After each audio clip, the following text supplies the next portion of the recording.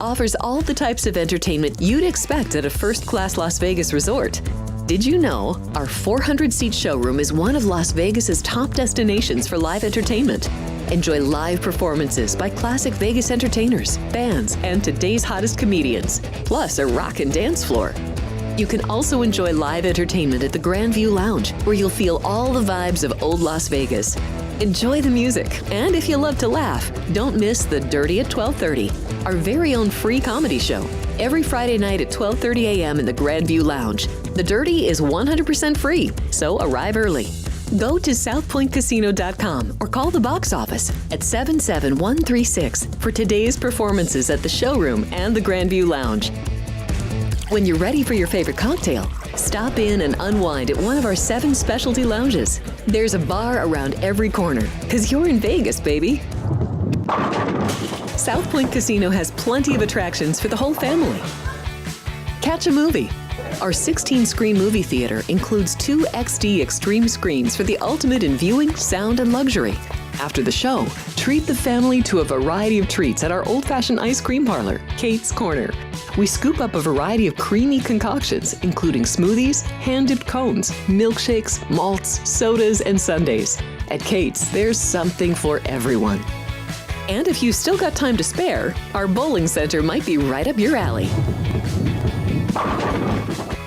Voted Best of Las Vegas, it's a great place for friends and family fun. 64 lanes, a pro shop, snack bar, and arcade. And while the kids are bowling, you can play slots and sip on a drink in the Alley Cat Lounge while overlooking the lanes. For our more serious and professional bowlers, the South Point is also home to a separate tournament bowling plaza. If you're celebrating a special occasion or just love fine dining, you're in the right place. Come experience the crown jewel of South Point restaurants, Michael's Gourmet Room. Welcome. With over 600 different types of wines and magnificent dishes prepared tableside, you'll revel in the rich classic Vegas decor and the best black tie service in the world. This intimate gourmet room has earned accolades galore. Come to Michael's Gourmet Room for an unforgettable dining experience. Another famous restaurant is the Silverado Steakhouse, where you'll find the charm and service that discerning patrons require. From top quality steaks and chops to fresh seafood and desserts, you'll love the award-winning wine list and menu at Silverado Steakhouse. Steak lovers have even more options with primarily prime rib. Catering to hearty appetites, the menu features a variety of flavorful prime rib cuts, dry-aged to ensure tenderness, and then seasoned and slowly roasted. Although prime rib is our specialty, it's not the only thing on the menu. There's something for everyone. And if you're craving a taste of Italy, come experience delicious Italian cuisine and the attentive service at Don Vito's. Our culinary team starts with the freshest ingredients and transforms them into traditional favorites. And don't forget Italian desserts. Don Vito's. Savor the taste of Italy. Finally, if sushi is more your style, join us at the popular Zenshin Asian restaurant and sushi bar, where we're serving up the freshest sashimi, nigiri, and sushi rolls. And beyond the sushi, an exciting contemporary Asian cuisine menu, plus a variety of specialty drinks, Japanese and domestic beer, wine, and sake. Balance your hunger with Zenshin.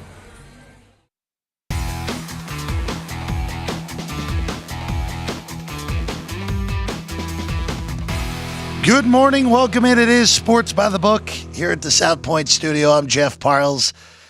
We're happy to be back, at least for today. We got a lot to get to here on an April 1st. I don't have any good April Fool's pranks. Sorry, guys. Gotta save them for Frank, right? You have some cutlery? No? Okay. All right. Good enough. All right. Let's get to it. I know we have a little bit of a different look, but hey, we're here. That's all that matters.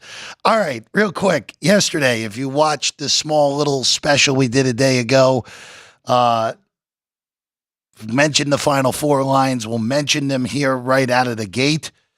And we'll start, of course, with Auburn and Florida.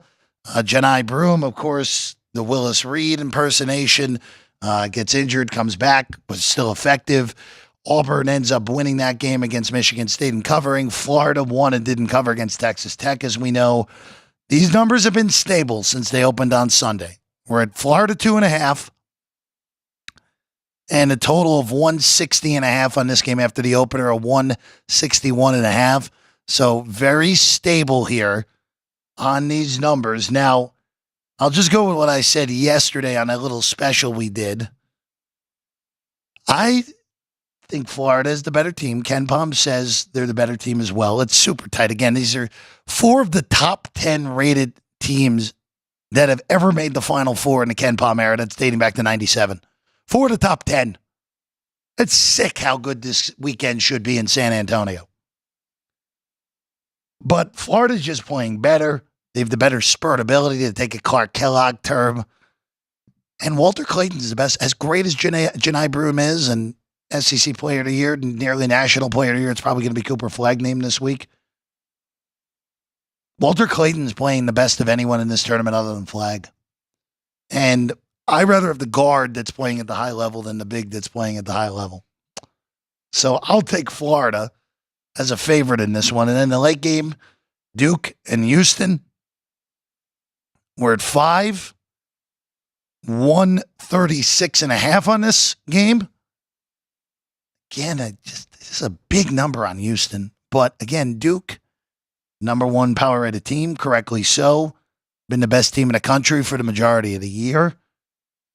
Cooper Flagg is the best player in America. This Duke team is loaded with talent. But in the end, I'm going to stick to my guns from pre-tournament. I'm going to take Houston plus the 5. And we'll even sprinkle a little bit on the money line as well here at plus, what are we getting on Houston? Plus 210? Yeah, that's good on the Cougars here. By the way, total for a Duke game, for a Houston game, a little bit high in comparison to what we've seen in this tournament, 136.5. I would stay the heck away from that total. That Florida total of 130 at 160.5 is about right. Excuse me. All right. Before we get into today's action, there is a trivia question, right, Ryan McCormick? All right.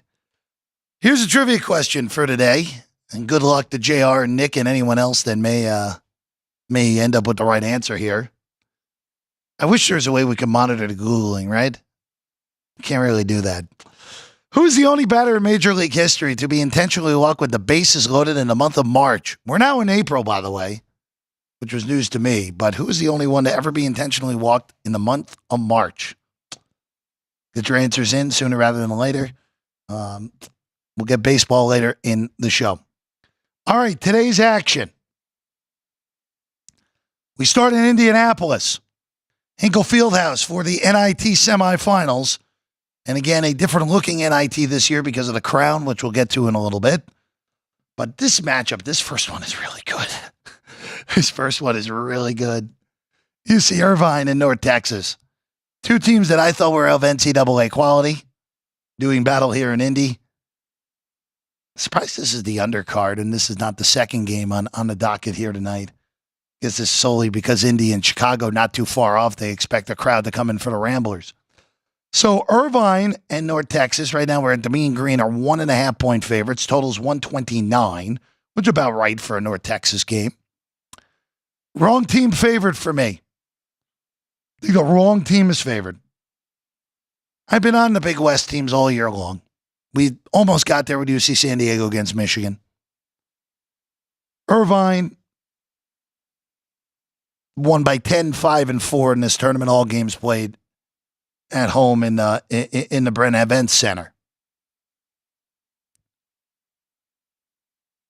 This matchup is 2 defensive first teams. Now, we've talked about this with Irvine this year. Top 20 defense, barely a top 200 offense, but they play really fast. And they do shoot the ball from 3 well, and they shoot free throws well. North Texas is a bottom 5 tempo. They are going to lose Ross Hodge, who is the coach going at West Virginia now. So, again, I think this is the wrong team favorite in this game. I just trust Irvine more. I think they're the better They are the better basketball team to me. As good as North Texas is, you give me the better team, and now we can play this more like a regular season game because now it's nitty-gritty. It's semifinals of a major tournament. Yeah, I like Irvine. We'll take the money line. We can get plus 105. Take that on Irvine. And then game 2, Chattanooga and Loyola. Right now we're 3 here at the South Point. There's a 2.5 in the market, a lot of 2.5s in the market on this game. Total bet up to 146. Well, down actually, I should say, to 146.5 here at the South Point. Some shops open 144.5. I would take Loyola only at the best numbers. They're the better basketball team. Even though it's been a fun year for Chattanooga, and Ken Palm has Chattanooga as the better rated team. I just don't see that. Loyola, since February 8th, has only lost twice. A road game at St. Louis and then a neutral in the A10 tournament of ECU. They've beaten every other team that's come their way. Won 2 road games in this tournament as well at San Jose State and San Francisco. So they've won on the road, and now they go to, really, again, not a far drive from Chicago to Indy for those fans that want to make the trek.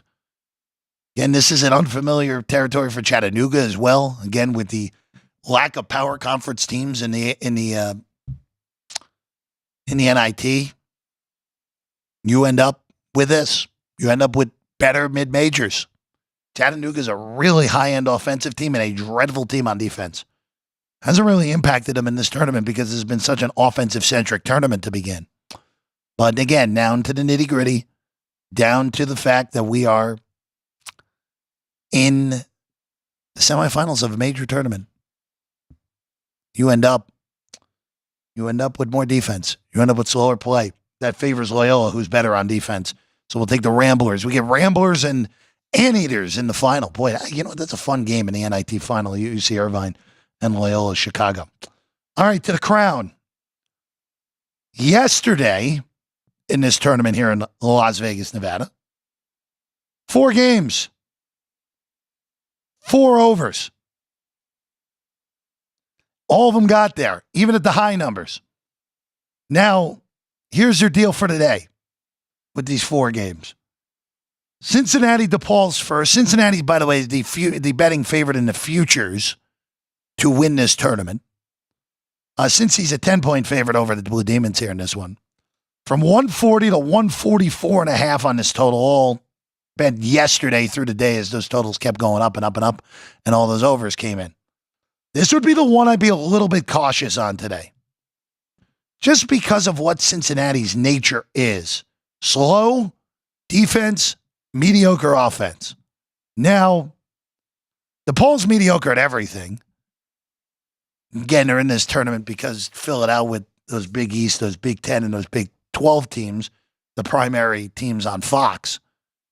But you're in a scenario here where I just like Cincinnati here in this game to be able to inflict their will on the tempo, which makes me think that the under might be good here. But with the way that tournament was yesterday and the way that all these coaches talked in press conferences through the week, you have to be very, very careful on betting any under at any point here.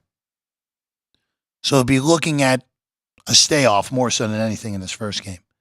Game 2, Oregon State and UCF. This one, I like the over, even though it's gone up to 160, and I like Oregon State plus 5.5. A lot of rotational pieces will not play for Central Florida in this tournament. Transfer portal is going to be active. Same with Oregon State, though. But again, this tournament is going to be such an overfest because of the way everyone is playing. Because of the way that this manipulated. By the way, it's open 159, so it's not far up from the opener, only up a point, even though the initial action was to the under. Very much think that was a dummy move, though. We'll look to the over only here in this game. Villanova and Colorado. Mike Nardi will coach the team here in this tournament. Of course, Kevin Willard getting the Villanova job, but he won't coach just yet. Colorado playing much better basketball down the stretch after, again, getting out to an embarrassing start in the Big 12, where they opened the season 0-13 in conference, ended up winning 5 out of their last 6, so playing better down the stretch, or excuse me, 5 of their last 8, I should say. And they get a crack here today at Villanova, who wants to play slow. Eric Dixon's more likely than not going to become the all-time leading scorer in Villanova program history in this tournament. Cat's one of the favorites to win this tournament. They were the third favorite at 7-1. Again, total from 141 to 146.5. It's just a matter if you're willing to stomach a bad number. There's no reason to think this game won't be played in the mid-70s. Again, faster tempo going to lead to better scoring here in this game. And again, these defenses really have not shown up at all. And then the last one, USC and Tulane. Southern Cal, 8.5 against the Wave. Total 159. Total's up 5 points in this game.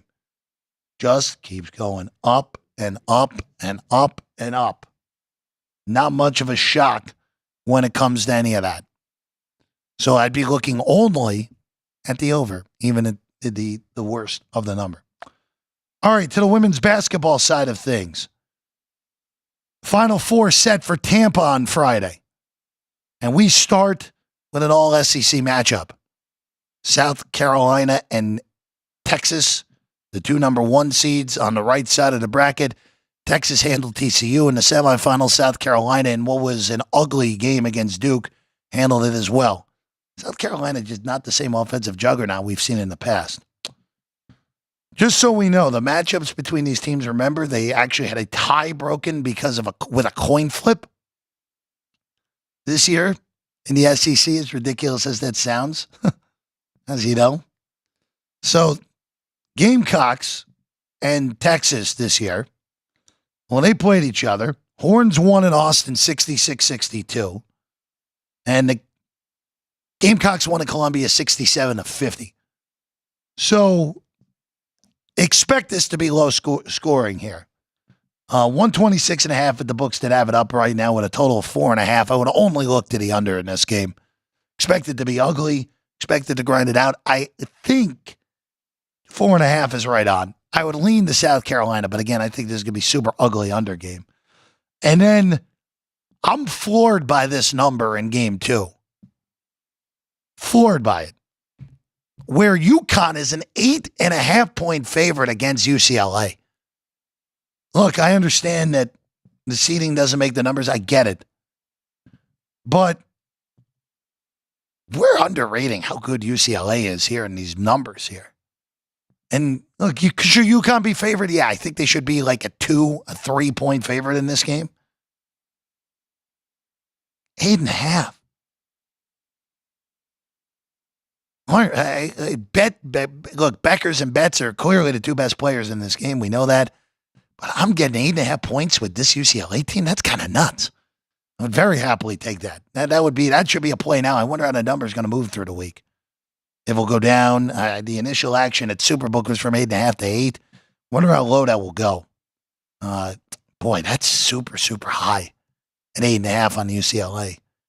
We'll take it with Lauren Betts and company on this one. All right. We're going to take a break. When we get back, we will let you know what's going on in baseball. Again, we got women's college basketball all lined up for Friday. These NIT games, we all did them right here. We'll get some baseball when we get back. Sports by the Book here at the South Point studio.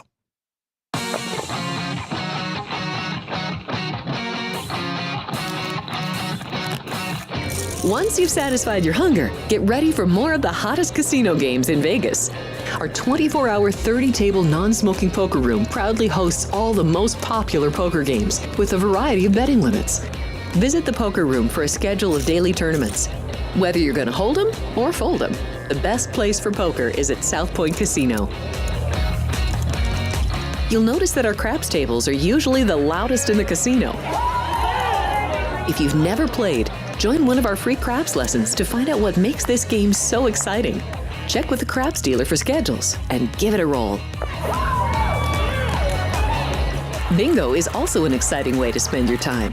We offer 7 sessions of bingo every day. Bingo! And each session includes a cash ball jackpot, 12 bingo games, a progressive double action game, and a $10,000 bonus coverall. Electronic units are available. If you haven't played bingo with us, give it a try today. Guests can also get in on the action at our one-of-a-kind race and sports books. 2 separate rooms designed to maximize your experience and comfort. Our sports book, with over 400 seats, puts you right in the middle of the action, 24 hours a day. The friendly ticket writers are happy to help, and it's conveniently located next to the famous Del Mar Deli, where you'll find supersized portions of delicious deli items like roast beef, pastrami, and Reuben sandwiches, or soups, salads, and pizza, plus spectacular desserts fit for a king. And right next door is the race book, over 150 seats, each with its own TV screen. There are 16 interactive player terminals, so you can bet right from your seat.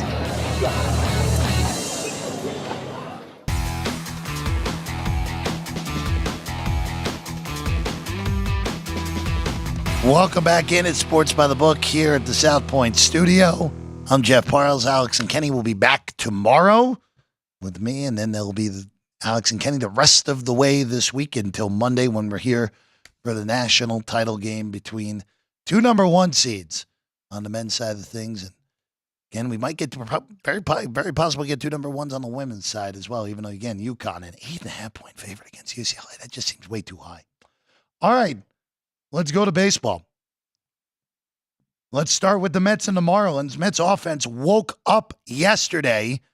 Pete Alonso grand slam. Marte, Terens all homered in a 10-4 victory for the Mets to go to 2-2 on the year. And we have a dynamite pitching matchup tonight in South Florida as the Mets will throw Kodai Senga for the first time this year.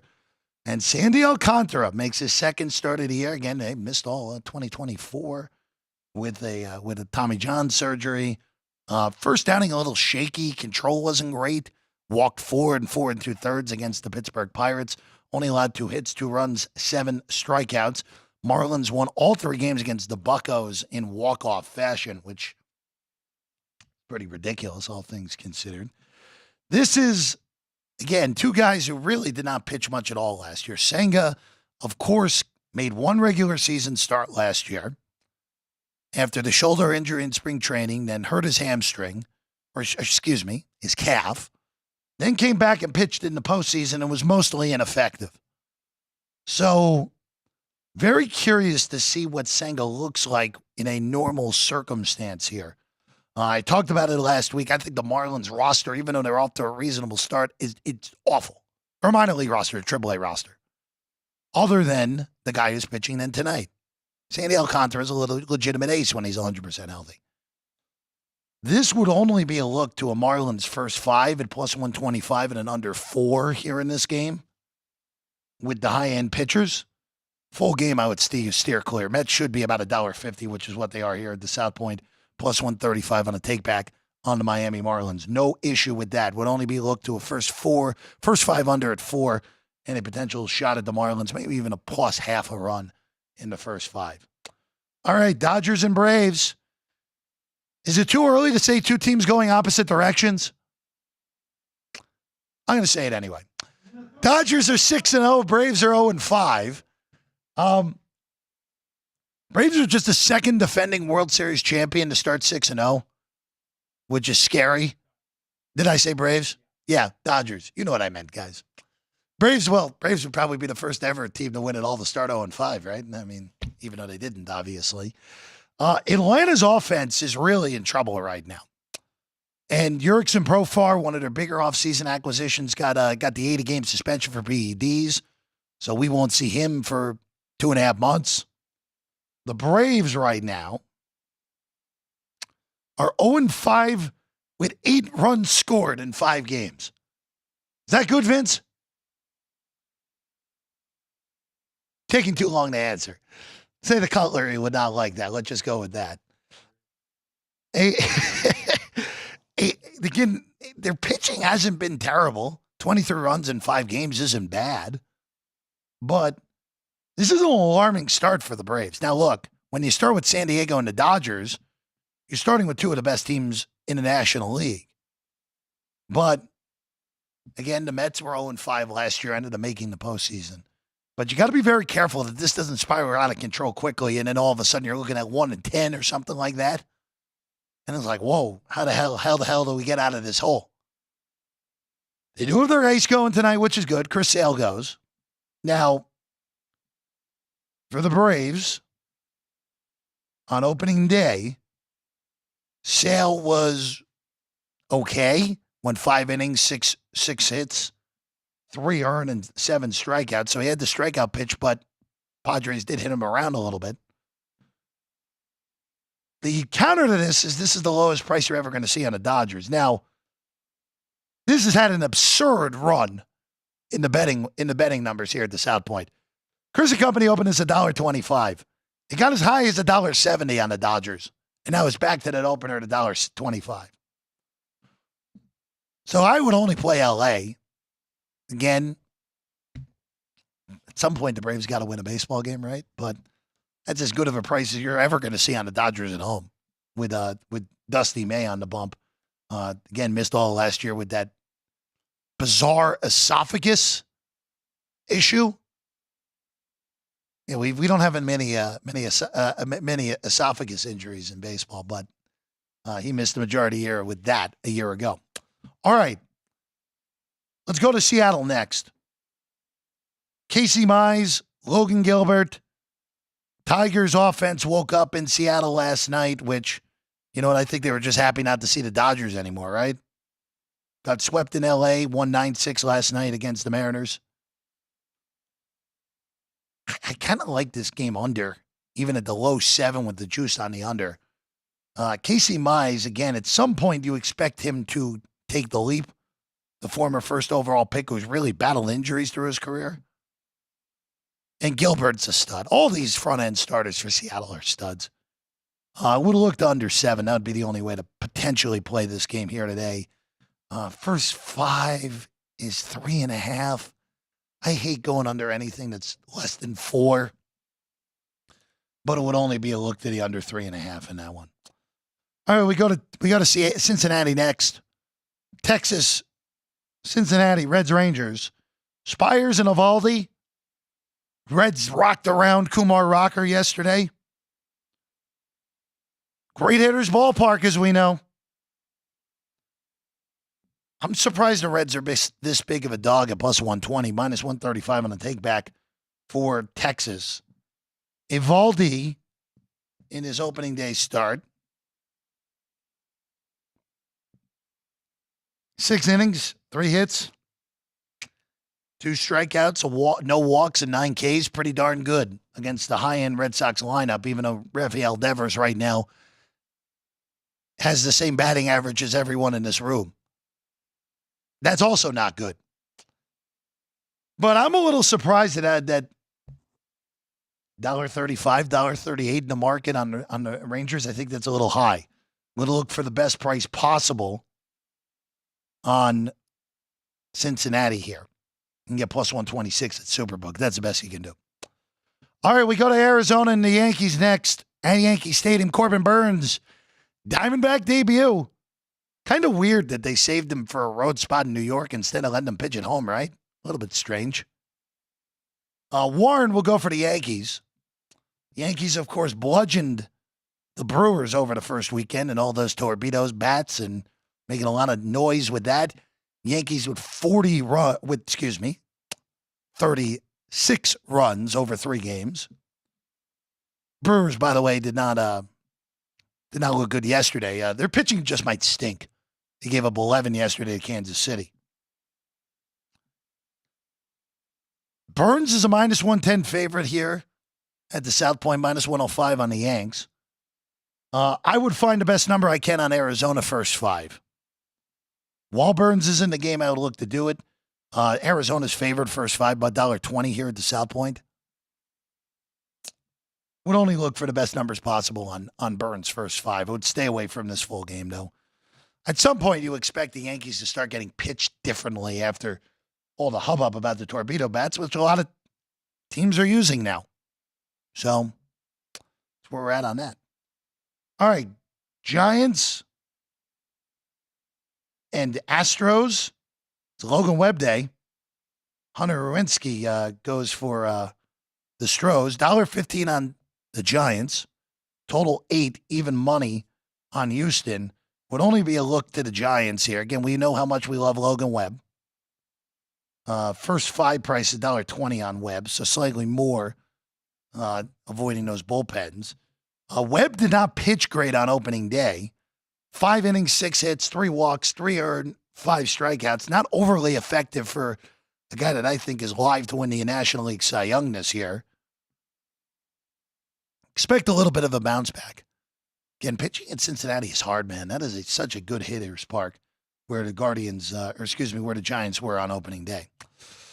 We go to San Diego next. We gave out the Padres on that little short special yesterday. Padres are 5-0. Great start for San Diego. And they send their ace Michael King to the mound tonight against Logan Allen of the Guardians. King's $1.65. Total 7.5 plus 150 on the take back for the Guardians. This would only be a look to the run line of the San Diego Padres at $1.30 underdog there, minus plus 130. Or whoa, I don't know what I did there. Minus a run and a half, plus 130 on the Padres. There we go. That's better. That would be the only look here. Padres, look, I was concerned about the pitching going into the year. It's been more than good enough. Lineup, even with losing, again, we're 2 years past Soto now. Even with losing Profar, who they would have lost anyway because of the suspension. This lineup's totally fine. Gavin Sheets has been all world to these first 5 games. This is a really good baseball team. Really good baseball team. And they kind of went on a little bit under the radar because the Diamondbacks had a great offseason. The Mets obviously signed Soto. Braves, Phillies, Dodgers. Under the radar. Really good baseball team still in San Diego. Like them today on the run line, laying the run and a half at plus 130. And then we go to Sacramento to end our baseball collection here today. The Steele and Severino, your matchup for Cubs and A's. Steele is $1.30 favorite. Now, I was talking with our producer extraordinaire, Ryan McCormick, before the show. What do we do with this ballpark that's at Sutter Health Park in Sacramento? What do we do? Was last night just really bad pitching by the A's? The wind was whipping out. Cubs scored 18 yesterday. He had 4 homers. Carson Kelly hit for the cycle? How crazy is that? Kyle Tucker had 7 at-bats. Backyard baseball out there, my friends. So, yeah, that's sick also, isn't it? 6 at-bats, cycle out of the 9 spot. Crazy. So I don't know what we could do with this ballpark factor. And it's not as much the same in Tampa with them playing outside in Steinbrenner Field, where, again, outdoors Florida, like, the IL is a lot different than the PCL in the minor leagues. All of our great coworkers here at the South Point studio that work at the ballpark, you guys know this. Ball flies in the PCL. There's a reason that everyone's ERA in the PCL is almost a run higher than it should be. And there's still some really darn good pitchers that pitch in the Pacific Coast League. And this is a Pacific Coast League park. So how do we handle it? How do we handle it in this team? Are we going to look more so at overs in this park? Are we going to have to play these lower numbers over until the book's correct? Or is that just a one-off? I don't know. I really don't know how to handle this right now. I think I would lean to probably looking at this going, these games being overs until the number's correct, right? You got to play these again. A's are better. We're going to have legitimate major league teams coming through here. But I just wonder if this really just plays as an overfest park because of what the PCL does. It's not like it's elevation like we see in this league. Albuquerque and here in Vegas with the weather. Very curious to see how it plays. I would lean to the over 8 in this game. Cubs again, $1.30 favorites against the A's here tonight. All right. Trivia. Who's the only batter in MLB history to be intentionally walked with the bases empty in the month of March? It happened 2 days ago. It was Aaron Judge. Judge only had 4 homers in the opening weekend against the Brewers. JR got it. Took him 3 guesses. I know Ohtani was guessed by our friend Dean Hilt, which Ohtani was intentionally walked, but not with the bases empty. So, I'm a little surprised that took as long. Did anyone guess Barry Bonds? Okay, that's fair. That's totally fair. So, none but. What was the other guess? Makes sense because Cubs played the Mets over in Tokyo in March or in the early 2000s. I believe that was actually 2000. So that makes sense. High quality guesses from JR. So can't really fault him on that. But Judge did it 2 days ago. All right. That's all we got for you here today. Tomorrow, myself, Alex, and Kenny, we're back here on the show. Frank Nicotero and Punchlines comes your way at noon at Punchlines FN. I'll be there on a rare Tuesday appearance for me on the program. Looking forward to that. Vince, Ryan, Drew Dog, Jerry, thank you guys again. Thank you guys for getting the tech all set up here for today. That's why we were a little bit different yesterday, but we're here. That's all that matters here on the show. We'll see you again tomorrow right here, Sports by the Book, South Point Studio.